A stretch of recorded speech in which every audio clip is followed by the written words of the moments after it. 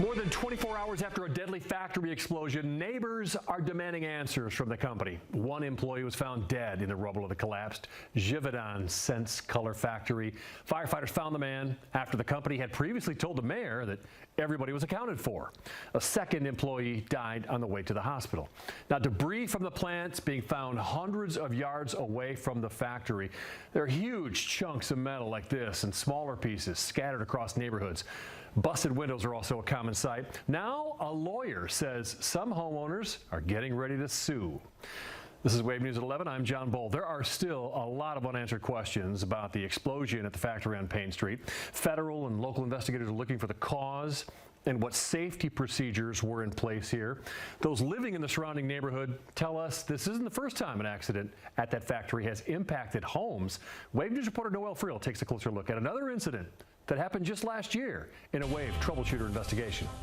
Representatives from Givaudan declined to join a press conference today with city officials. The company instead passed along thanks to first responders, but didn't acknowledge the workers who were injured and killed. We dug into the company's background and discovered another mishap at the factory last year that ended in a citation from Louisville Metro Air Pollution Control.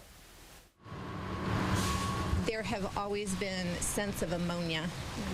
And there's always been noise, but we accepted that. We moved into an urban neighborhood and they were a pre-existing business. However, having it explode for the second time in 20 years, that's not something that we're really interested in accommodating anymore. Tuesday's deadly explosion at the Givaudan Sense Colour factory was the final straw for nearby homeowners who tell us they were terrorized by the blast. It's not the first time a mishap at the factory has affected the surrounding neighborhood. We found this notice of violation that was sent to the company, then known as D.D. Williamson and Company, by the Louisville Metro Air Pollution Control District in 2023. The company claimed a faulty valve on a spray dryer caused it to become overwhelmed with caramel color powder and release the powder into the air. The company estimated a total of 20 pounds of the residue was released into the surrounding neighborhood over the course of 30 minutes before the issue was caught.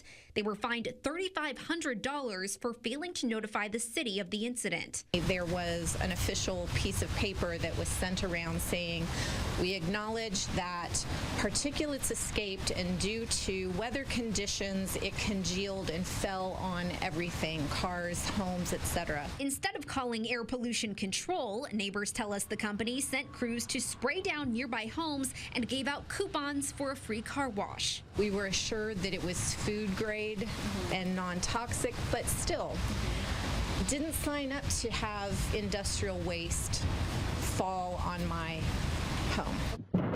After the explosion, homeowners living near the blast tell us they've heard nothing from the company. Their office on nearby Spring Street was closed to the public Wednesday, with signs simply reading "closed" taped to the front door. When we tried to speak to the staff inside, this is what we were met with. Answer any questions. Okay. Diana DiNicola moved into the neighborhood shortly after the first explosion at the plant in 2003 when it was owned by another company. When DiNicola learned it had happened again so close to her home, she was in disbelief. I kind of froze up. I was in shock. And there was an impulse to cry, but I think the anger hit me before the tears did. And that was when I was like, we got to do something. Right. It's time for them to move on. Nearby homeowners tell us they want the plant to relocate, arguing it's no longer safe for the company to operate in such a dense residential area. They should be permitted to continue to operate because they have reparations to be made in this neighborhood. I don't want to see them go out of business, but Givaudan needs to move on and to be encouraged and perhaps incentivized officially to find another location in an industrial area.